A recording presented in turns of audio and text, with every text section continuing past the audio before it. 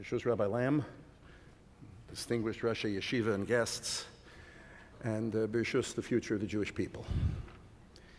Today marks the fourth and final opportunity I have to address a Chag HaSemikhah as Yeshiva's president.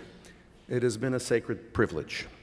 Today we celebrate over 130 young men of extraordinary quality and character who I have seen grow in learning and in midos and in professionalism. And today I know that you join me in celebrating the extraordinary Roshei Yeshiva and Hanhala of Yeshivas Rabbeinu Yitzchak Elchanan, whom I have had the pleasure to partner with.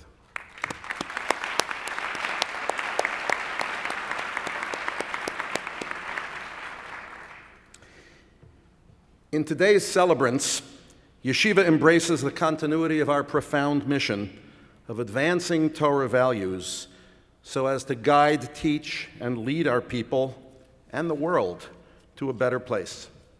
Almost 40 years ago, President Norman Lamb stood at this podium and shared the following message: scholarship and piety are necessary, but they are not sufficient.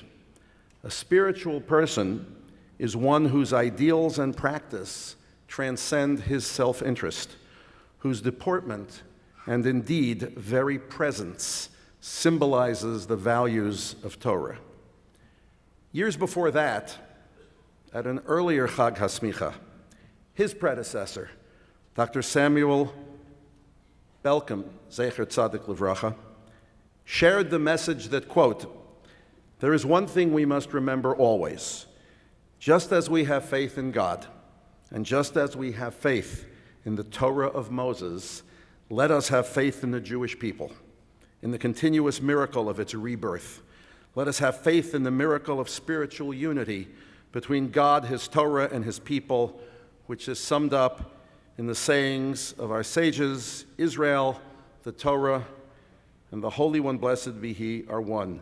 Yisrael v'Oraisa v'Kudsha Bricha Chadhu."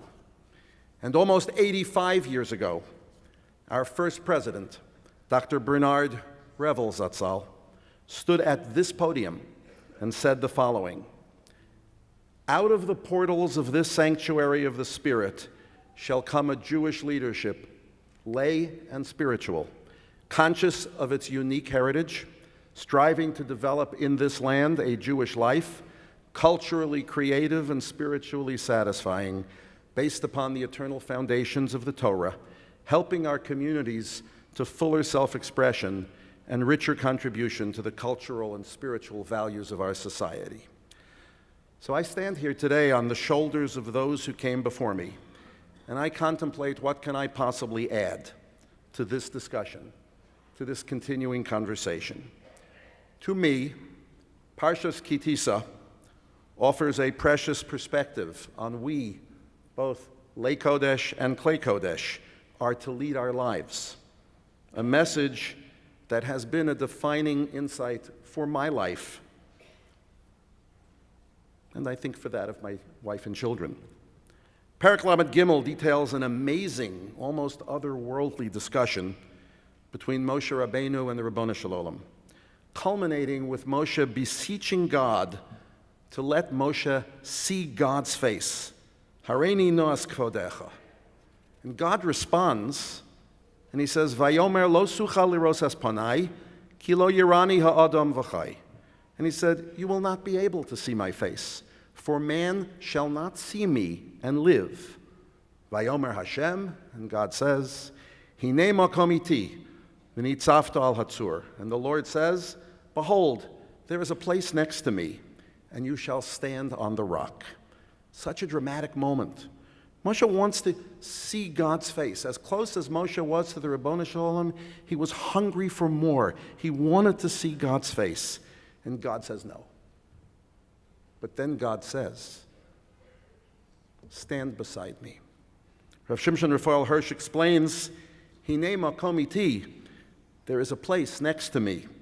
One and only one point of view exists as the highest goal to be attained by the highest human mind, even for Moses, only one legitimate point of view, and that is not to try to get a sight of God, but elevated by God and godliness, to look at men and the human condition from a height, next to God, near to God, from God's point of view, to understand and appreciate all men and all conditions of human life.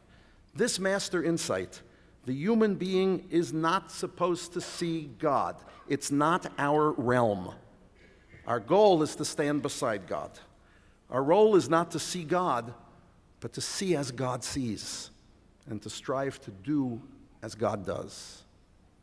Beloved Musmachim, hear the message from 4 presidents of Yeshivas Rabbeinu Yitzchak Elchanan and consider them. Be a caring role model. Believe in the Jewish people. Dare to make a difference in the world, and strive to see as God sees and do as God does. V'halachta b'drachav. As Musmachim of Yeshivas Rabbeinu Yitzchak Elchanan, you've been trained in leadership. You've been prepared to serve as our ambassadors of nobility, spreading the warmth of Torah by constantly fanning its flames. Your actions matter.